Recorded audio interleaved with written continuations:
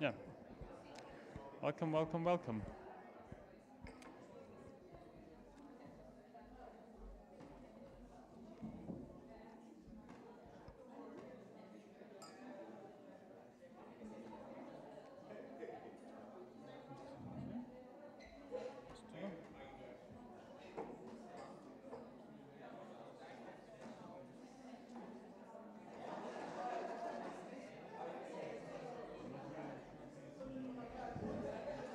We're missing one.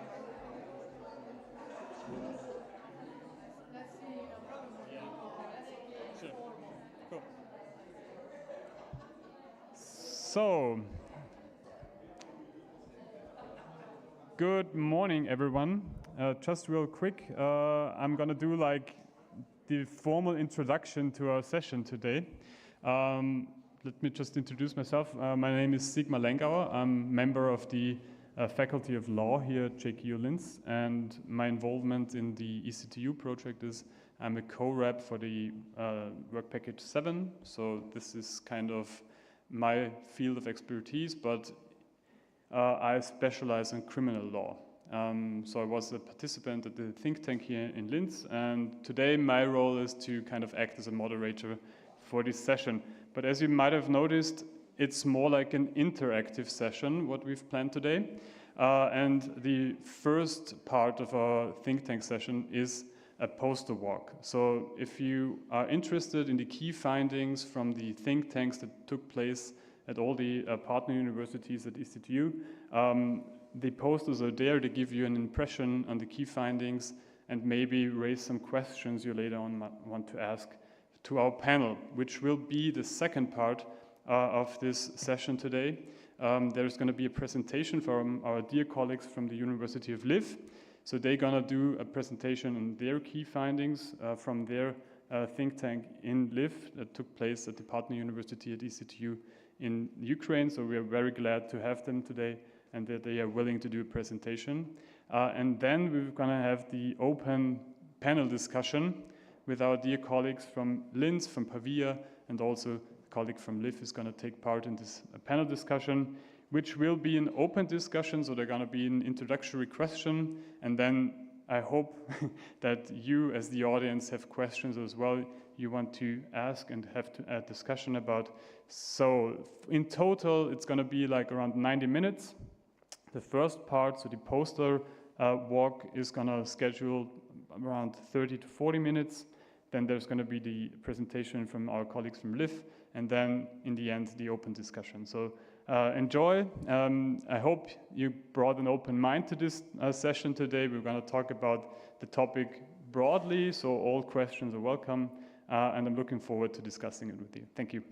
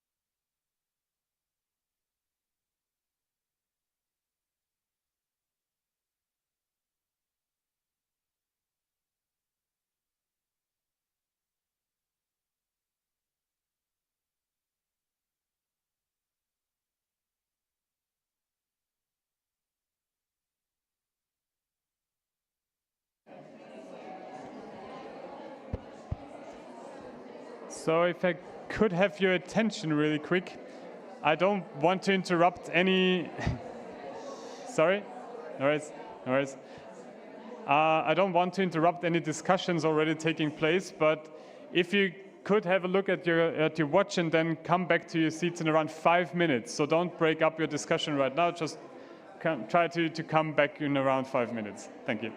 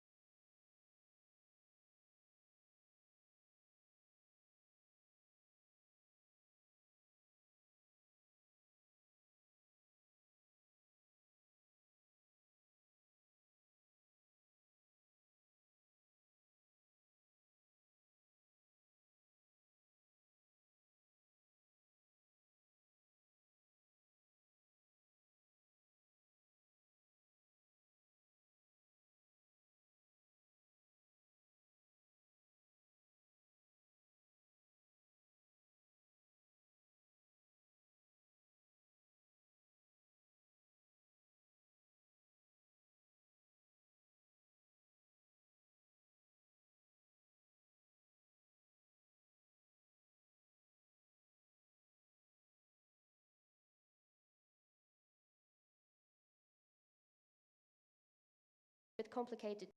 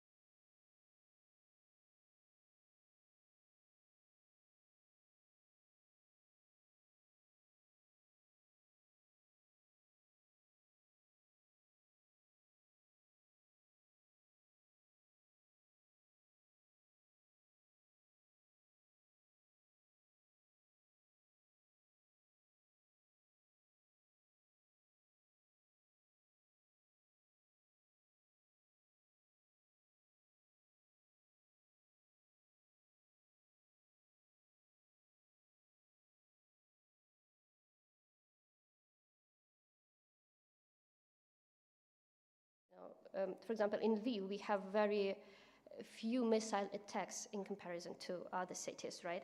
And that's why we also neglect sometimes the risks, because we think, oh, nothing will happen, we are relatively in a safe place. So that is like a challenge with the security situation as well. We have, if we're talking about internationalization in this international component, we have travel limitations, and not to go far and look for some specific examples. Today we have 3 staff members participating in this forum, but we were supposed to be 4. So one of our staff members, who is a male representative, right, could not join because the ministry did not grant him the permission to travel, which is kind of a surprise because he traveled before, but this is a challenge because you never know. Even though we already worked on some mechanism how our academic staff, how our students can travel despite the regulations, I mean, not violating the law, of course, but we're trying to find the ways for them to go on mobilities, to travel, to go to conferences, to represent Ukraine on the international level. But still, you never know what to expect from the ministry and the government. Another thing is about, well, a very common problem, I would say, is funding, right? We raised this issue a few times during the forum. Well, and apart from the lack of funding, which is a common problem, we also have this funding uncertainty, because when the full-scale invasion started in 2022, there was an influx of funds, of humanitarian assistance, and now it's decreasing every day, which is normal, but the challenge for us is always learn how to not be very dependent on these funds, right? To become more independent and to find solutions which would be, well, cost-effective, but which would be effective and efficient at the same time. And I mean, all the others, I don't want to take a lot of time, but just one more important thing is fatigue of society, right? Because it's been already 3 years of full-scale invasion and more than 10 years of, well, actually the war. And so people are getting tired. So we have a lot of youth representatives, we have a lot of initiatives, but sometimes they're being neglected, and thus another risk, another challenge, rejection of student social innovations, because people hear about some things quite often and they're not interested in developing these ideas. So students propose something and it's oh, there's something new. And it is also related to another challenge, lack of perception of other people. By other, I mean not only veterans, but also when we're talking about inclusion, so with people with disabilities, with people in need, all kinds of need.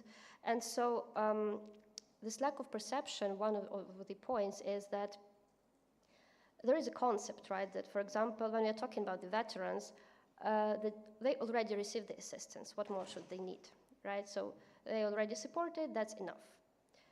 And that is a perception on the national level. I mean, some of the ministries have this kind of idea that we already supported those people in need, and maybe we should stop, we should not focus.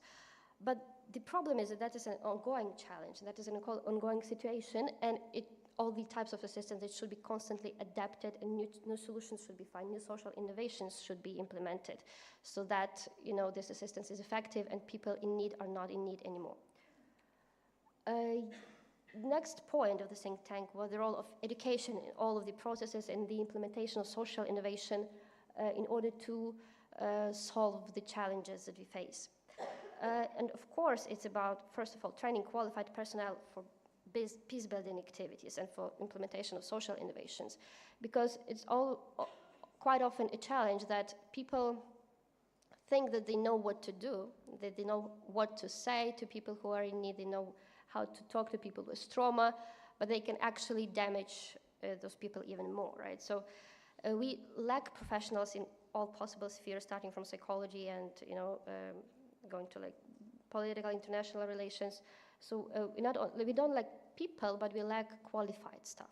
So that's why education is very important, and this international exchange, sharing best practices and implementing them in the educational process is really important. The next point, which is related to that, is research in conflict resolution and international relations. So again, if we are talking about this research, it would be ideal to have it an international thing. So not only from Ukrainian side, but also collaborate with other universities. And that's, I believe, one of the points why we are also participating in this alliance, right? To establish these cooperations and to find the ways for us to cooperate and to like have some joint initiatives and activities related to the common ground that we have, right? So the common needs and the common solution that we can think of when we work together. Another point is lifelong learning for veterans in particular and socially vulnerable groups. That's also, the education role is about interdisciplinary collaboration, right? So interdisciplinarity is actually a trend nowadays, and I'm really happy for this fact, because it allows us to find like more complex solution to big problems, right? So not from the perspective of one science, but combining different specialties. Education is a driver for tolerance, respect, and critical thinking, and it promotes international dialogue and student mobility. So that's ESN, alliance activities, and so on. About involvement. So for us Ukrainians, because, you know, starting from the 2022, there was a massive voluntary movement, so to say. So a lot of people volunteer, and I would not be wrong when I say that all of the Ukrainians are volunteers. And I just highlighted, you know, some key points. So from quotations of our speakers, that it all starts with us, obviously, and we should be united in order to bring about change, right? So in this voluntary movement, it's important not to be chaotic, but to be, you know, consolidate our efforts and be united and do something together. Another point from our foreign colleagues was that, judging from his experience of working with the Ukrainians, he saw that we are not lacking motivation, right? Because it's often a problem with youth, for example, right, to engage them in some activities. In the Ukrainian context, it's not a problem with motivation, but more about how this motivation is, like in which directions this motivation is used. And also the problem of funds, right? Because we are very motivated, we have great ideas, but then these ideas are not accepted and not supported, and that's why sometimes some initiatives do not see the light of the day, right? Because they are not being implemented. And that's another point, so everything depends on initiative. It's also the point because of the fact that we are a young state, right? And we have a lot of things which are not established yet, but we want them to be established. And we are not, like, we expect some support, you know, from external factors, right, stakeholders, but we're also relying on ourselves. And it's a good thing, but I think what would be good for the international context, for global context, for us to rely on ourselves, of course, but then also to, you know, to communicate and find, like, the opportunities for joint activities, right? So to share best practices again, and to, you know, implement something which would be beneficial for us, and then again with our own efforts, but also taking the support and assistance from you know, our foreign colleagues. Yes, and so the student points, which is a very great one. So there are a lot of cool young people, cool ideas that should be listened to, and I would think they must be listened to.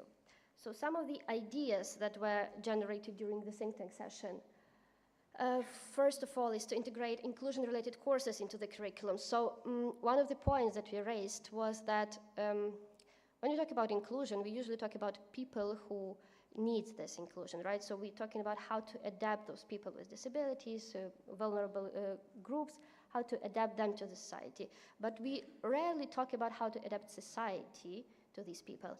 And that is one of the points that we raised. So I think it would be really beneficial to start having these courses, and the alliance cooperations would be really great in this aspect. And I know that with the University of Turku already some initiatives have been taken, and the project is being implemented, which is related to inclusion in particular.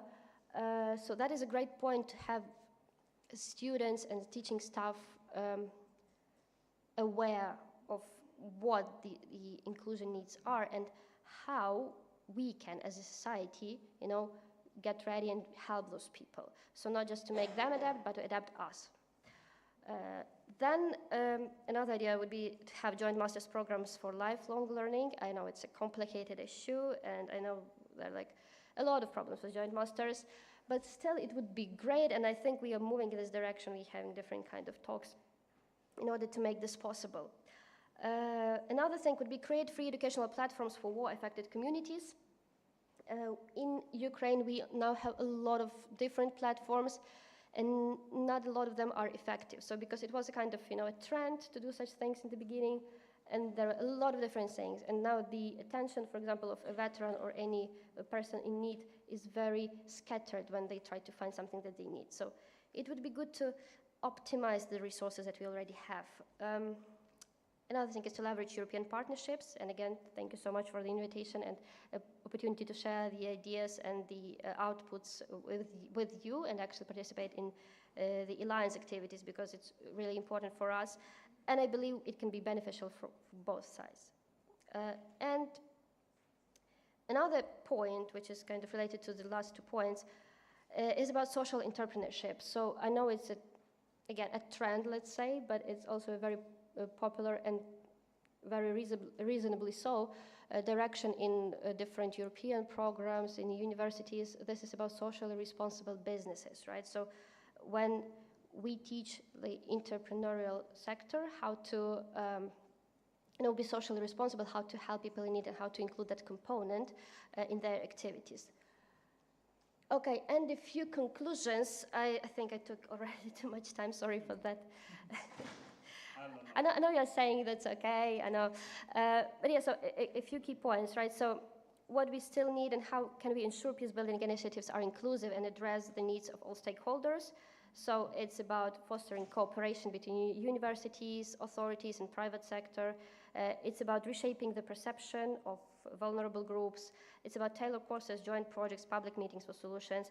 And with the point of fostering cooperation, I would also like to know that even in our context, in a very local context, EC2U Alliance already helped us a lot with that, because our municipality, so Lviv Bureau for European Integration, they contacted us after they heard about us and us participating in the alliance from Pavia municipality. So that is one of the examples, a kind of good practice, that your universities have cooperation with the municipality, and the municipalities between themselves, they also cooperate and also talk, and that's how we also get the chance to cooperate on our local level. I would not stop a lot saying about voluntarily involvement, because we already mentioned that. So maybe just, again, a few final points for cooperation and long-lasting and sustainable peace, right? So what is important, and I believe we are already moving in this direction, is to identify common grounds and prioritize societal needs, because our context is a bit different from the European university context at the moment. So we have this martial law, we have attacks and all the possible things which are not really pleasant, but we also have the same challenges. So as you have seen from the challenge slide, right? A lot of things are very common, and what we have to do is just to find these common grounds and work together. And that would be it. Thank you so much. Sorry for taking so much time.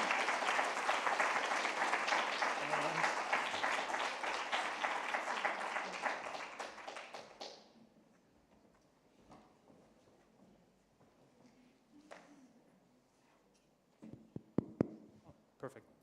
So no worries about the time. I think if we're talking about peace and peace building, it's so important to have your perspective and to have your point of view taken into account, and thank you for your presentation. We're really glad to have you. But let me introduce our other panelists we have today, because we do want to give you an insight on all the points that were discussed during the think tanks, but at the same time give you the opportunity to ask our panelists. Let's start to my left. I guess most of you might know her already. To my left is Professor Ilaria Poggiolini. Thank you. She is the chair professor for international history at the University of Pavia, and also the co-leader of the work package 7 within EC2U, and involved in the work package 5 and in a lot of other different things in EC2U. So we're really glad to have you today. Thank you for joining us. Then we have our colleague from the municipality in Linz here. I need my slides. Sorry. Mr. Franz Winkler, he is from the city of Linz, and he is actually the project leader for the Innovation Main Square, which is a project dedicated to getting people involved and to communicate about the issues that are really close to heart for the people who want to get involved in our city here in Linz. Then to your left, and there's Dr. Claudia Schwartz. She's the head of the Red Cross station here at JKU, and we're really glad to have her here because she's going to be able to introduce us to kind of a non-governmental perspective on topics like peace building or just like conflict resolution. I think that's one of the topics you have to face in your daily work, so we're really glad to have you here. And maybe just in the beginning put your hands together just for a little introductory applause. Thank you.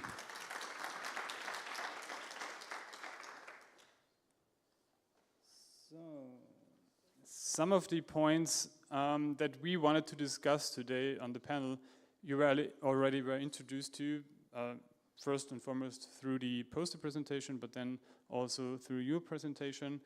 I think it's fair to say that a lot of the think tanks came to similar conclusions and we're facing similar challenges, and that's maybe the first point we are going to discuss is challenges to peace building.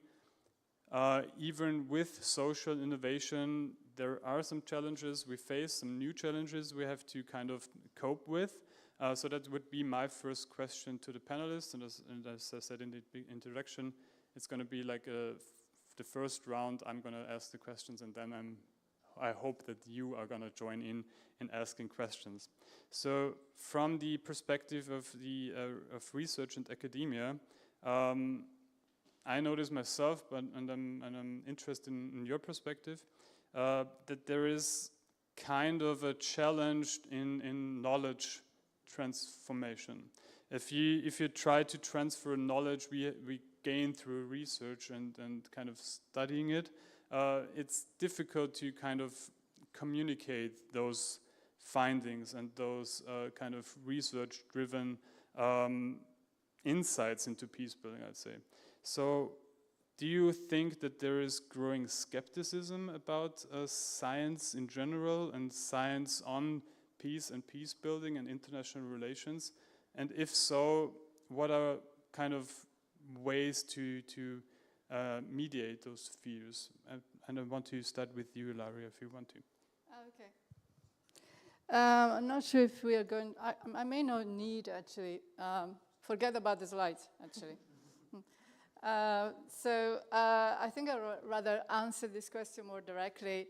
I think what we heard from our colleague in her presentation from Ukraine is that a lot of theory that we are dealing with can now, unfortunately, because be measured on how it can apply to reality. The reality of war is now our reality in Europe, which is something unprecedented.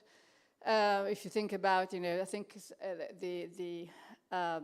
it's around 68 million of people displaced in today's world, something that is more than what has ever happened even after the Second World War. And what you were saying about displacement, for example, is a new element of society. So I had prepared, my first point on challenges was about civil society. And our conception of civil society has to change radically. First of all, because it is a concept that applies only to some society, maybe the European view of civil society. It doesn't apply to what is outside Europe and what actually very often is present within our communities because of groups and ethnic groups and participation of other kind of cultures within our communities. So first of all, civil society is also displaced in a way. So the concept, the theory of civil society we previously had. And so this is one of the elements I think the whole think tank had struggled a little bit because they had to adapt to something that is not so so clear, and we really have to work a lot together with social communities in order to understand a real meaning of civil society and how can this new meaning be more inclusive. So that's the first point. More on my a specific field, which is international studies. The great challenge is to bring that knowledge, to bring a kind of knowledge. I face this problem with students every day because I teach international students. The narratives. We have now a huge issue. The big challenge is narratives, how narratives clash. And in the past, we could somehow more or less agree on main narratives of the role of countries and their interaction in international relations. This is now, because of the huge phenomenon, the digital huge phenomenon of misinformation and disinformation, a real issue. So the second big challenge, in my view, to reconciliation and to peace building in society, coming from my own area, is how do we reconcile narratives, or at least we understand them, which is, very often is, and I'm sure in the Ukrainian case is such a huge issue. The roots of narratives is what really is so much part of society. Education, for last point, and then I'll stop. The great challenge in education that we face, and in creating sort of education for peace building that you actually mentioned as well. Certainly we have a great opportunity here in EC2U. We have a great opportunity in our construction work package 7, which is inspired SDG 16. So obviously peace, justice, and strong institutions. But more than, we will still build something in there that is probably, I was even thinking, a continuation of this think tank, some kind in the virtual institute. So we will have more work on the theory of it. But in education, I think I read something very interesting. We say, okay, the ideal peace builder could be anybody. So of course, education is fundamental, but a peace builder is somebody who's interested in bridging gaps, who is interested in learning another language, who is interested. So I think we should combine and it's my own business to provide students with that theoretical formation, but also we have to have a societal involvement, a desire to be a peace builder.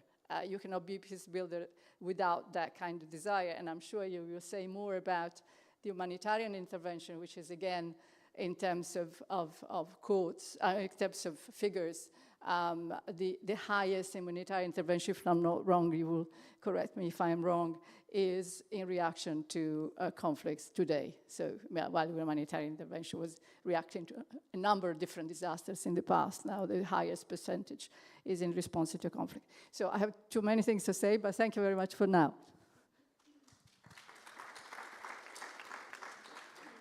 It is one of the big topics in our time, and in every time, I'd say. So I think it's good that people have to say a lot about it.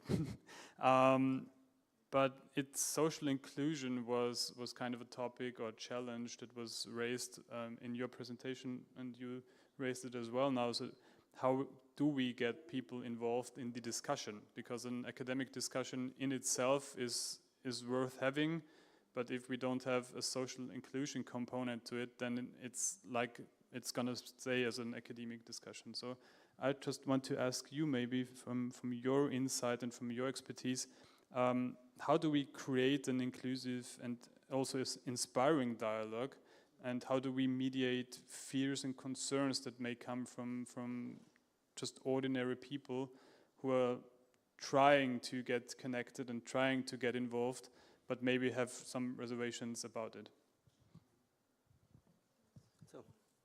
Thank you. Very interesting question here. I think, in my opinion, it's not only asking people to join in on discussions and having this expectation on them coming and being part of, but also going out. Especially from a municipality point of view, or from my point of view, I work especially hard in the field of citizen participation. It's very critical to not only expect them coming to you, but also vice versa, going out and creating these touch points between each individual groups in a very open and, like I say, inclusive environment. I mean, an example I always bring in this aspect is a Science City format. It's a format I'm actually doing, and it's to create touch points between the citizens of Linz and academia research. so university. And the only thing we do actually is create this program where those people or those bubbles, those different concepts can meet in a very, very inclusive way. And that is, we have just a stage, for example, a Linz main square, and we invite the people from academia to just present their research in an open and public way. And people can just stop by, take a seat, we have couches, seats, stuff like this, and just listen to them. Listen to very enthusiastic and very involved people because they present their own research, you know. And the cool thing that happens is, and I always bring this example, last year I was moderating this format, and I had someone from the Art University of Linz being up there, from the Creative Robotics department. And he was talking about robots and had this robot dog spot from the Boston Dynamics there, and it was crazy, and it was so enthusiastic, and it was so cool. And after his presentation, somebody from the audience approached me and told me, wow, they have robots at the Art University. I was thinking they were just painting pictures the whole day. You know, just creating these small realizations that there's a world outside of your bubble that's creating something new and innovative, and having this concept of a very approachable surrounding to actually join into this enthusiasm is for me one of the things I really enjoy doing. And yeah, of course, you have to have touch points from the other side, invite them in with participation platforms, for example. We have our own office in the city center where people can just come and talk with us about concepts, ideas, or even struggles and worries they have, you know. And we try to be this information touch point for them, this first information touch point, because we are very thankful that, for example, in the city of Linz, there are very many organizations that work in social justice and for social engagement.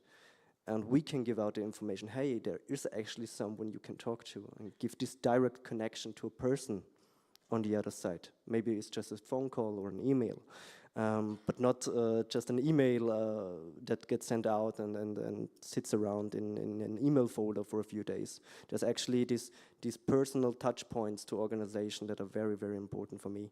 So yeah, getting information out, creating these touch points, and breaking up a little bit of the bubbles, going out there, doing some work is actually for me one of the points to counter all of the skepticisms, be it in education, be it in science, be it in democratic systems.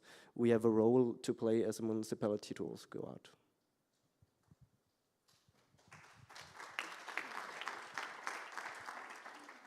Thank you for your insights. So one thing you kind of touched upon is, and I don't know if all the members in the audience know that, but we in Austria are really thankful for our non-governmental organizations. We have a whole volunteer culture, I'd say, and it's more like one of the core principles in our civil society to get involved. So my question would be, this involvement from just ordinary people in voluntary organizations like the Red Cross, for example, so they give their time, they actually build something with their time, maybe even if it's just, you know, comforting someone, but it has an effect on society. And on the other hand, your organization in especially kind of has to face the political sphere as well.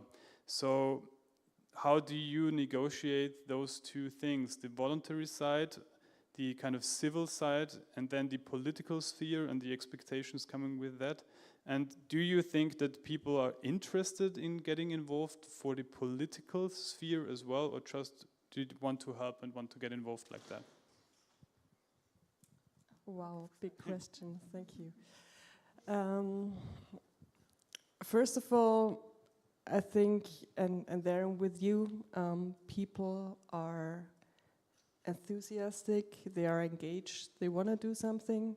And then there's the question, do they do it as part of the jobs? Do they do it as part of the studies? Do they do it in other forms for volunteering? And I think you do different things for different motivations.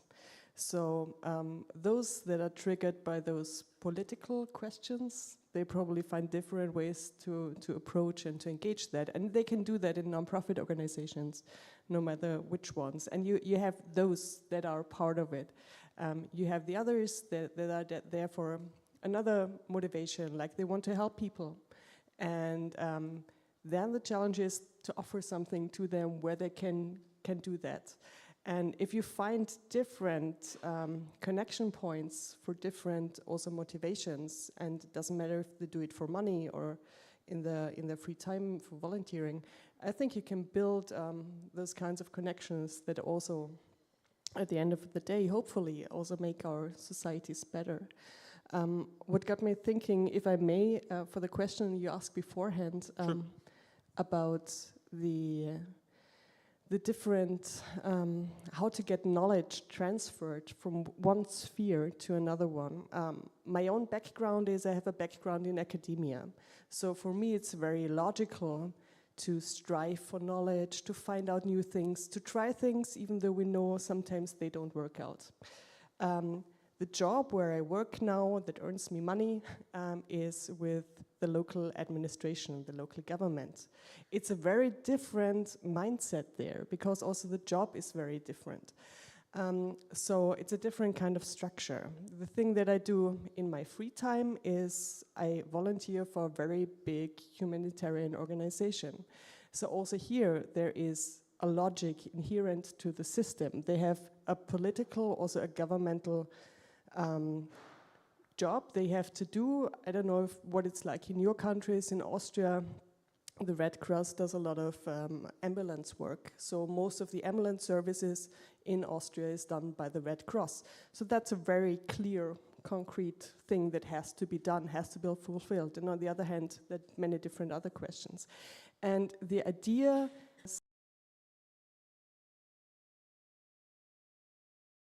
the idea we had is to have this Red Cross station here at a university, to think about possibilities that a big humanitarian organization can bring to an academic world and vice versa. So this is it was only founded really last year. So yes, we have parts of this ambulance service here as well, but the really challenging question is, how can we get this knowledge transfer? How can we build up spaces where we use that possibility in a new way? And that's the thing where I'm also really happy for your input, and that's why I think those think tanks, this exchange here is so important, because we want to find new ways of how to engage, how to get this knowledge transfer going into different directions. That would be the aim and the idea. Thank you. Thank you. Yeah, sure. I'm looking at my watch, and I really want to open the discussion now to the audience. My colleagues, they have the microphones. If you just want to raise a question or just give an insight or just give an input, just raise your hand and you will be able to do so.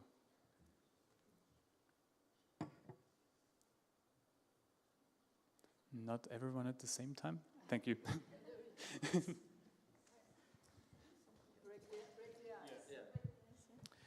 Yes, breaking the ice. Well, it's maybe, it will start with a comment, but in a way that's, I would like to see your views on that comment, because you are basically representing different parts of what we are trying to develop all together in the EC2U Alliance. And with this, I mean that when we have this idea of creating a pan-European city university campus, there is this idea that already at the local level, we have a sort of knowledge ecosystem with the diversity of actors, where the university is sort of the knowledge lighthouse, where knowledge is created, knowledge is disseminated, but this cannot happen alone. And we need these connections with the city, and to have the strong connection, this cannot be, again, done without intermediary structures. And the municipality and other NGOs are absolutely key for that. So this is what we see locally, and what we try to develop all together is that this model locally can be really translated at the European level by combining the different strengths of the different localities, let's say, and transfer all of this at all the places.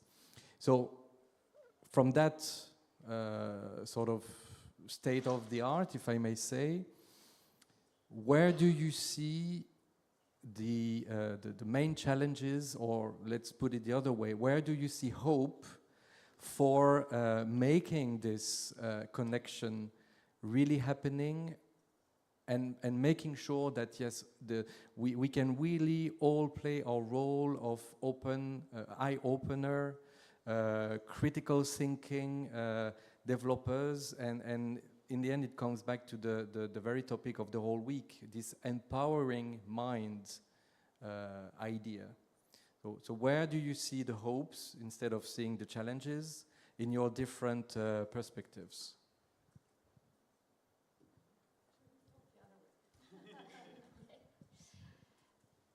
Thank you for the comment, Ludwig, and thank you for the question.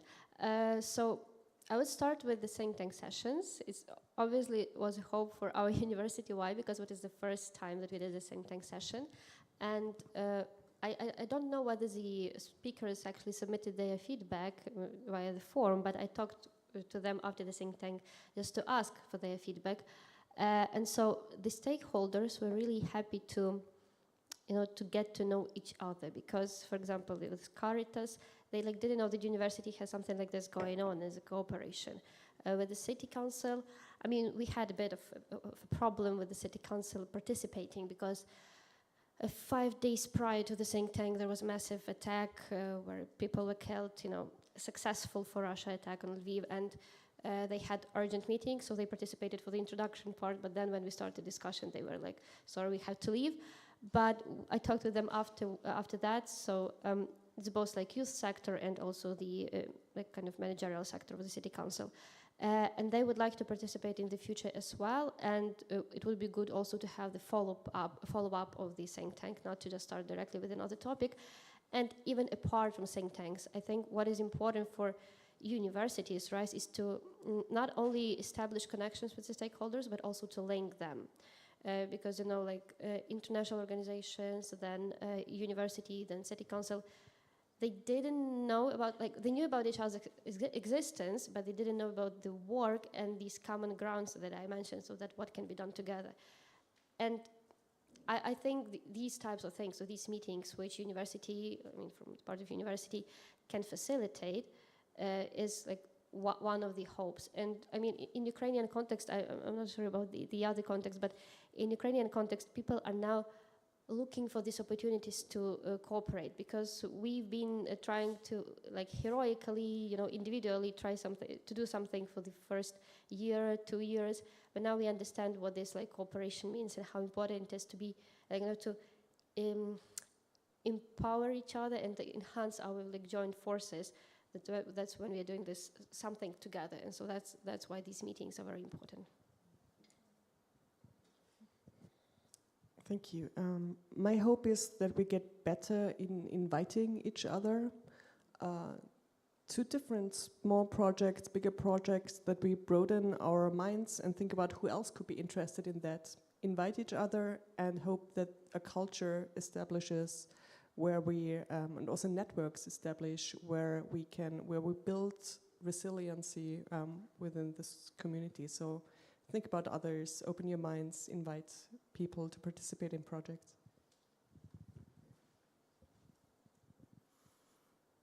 I really had to think here long about this question and how to answer it, because I tend to think in challenges and how to solve them.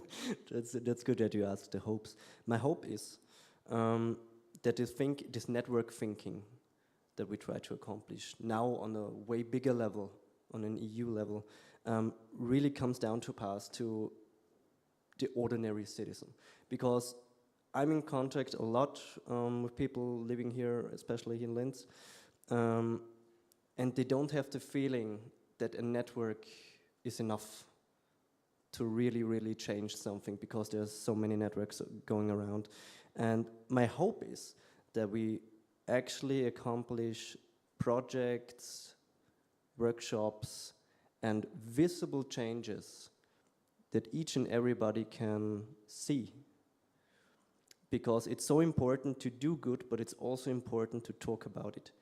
To make people really see that if you work in network, and also network on such a big scale, can accomplish something that also partakes in their life. Not only at academia level, but going through all of these bubbles and changes and areas you really want to go through and make this visible. That's my hope. And I mean, on my feeling, we have a very, very good energy in this network to make something like this happen.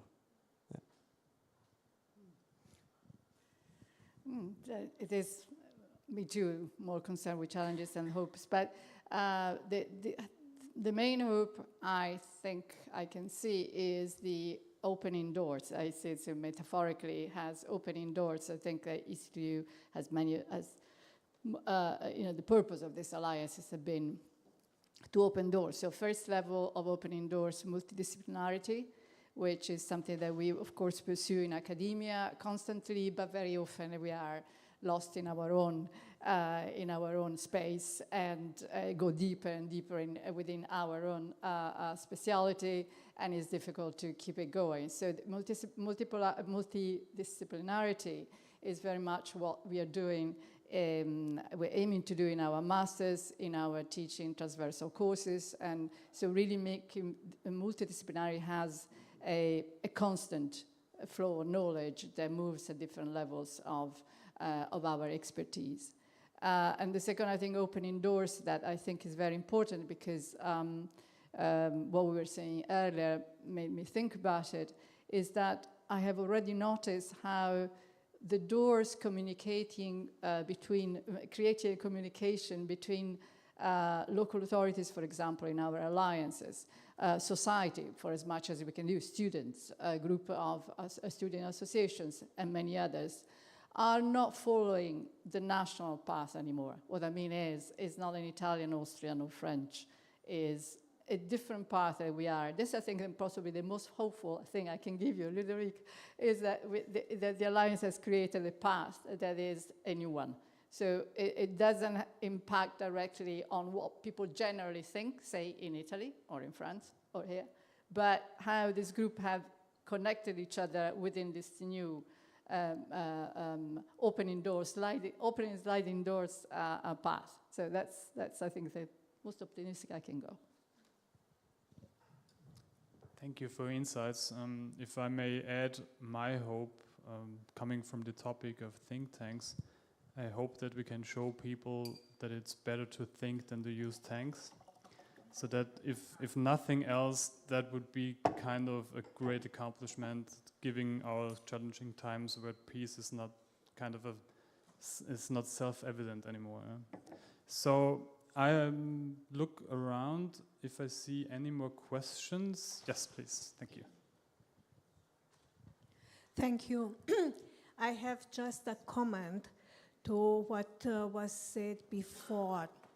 What can alliance and network do to change the world, in a better world? Dalai Lama was asked once, what can do a single person to change the world, to make it better? And Dalai Lama answered, think what can do a mosquito when you try to get asleep. And that's, I am sure, and this is my really hope, each of us and the networks and European University Alliances can change the world. And that is our main objective. And I'm not very emotional, I really believe that. Thank you.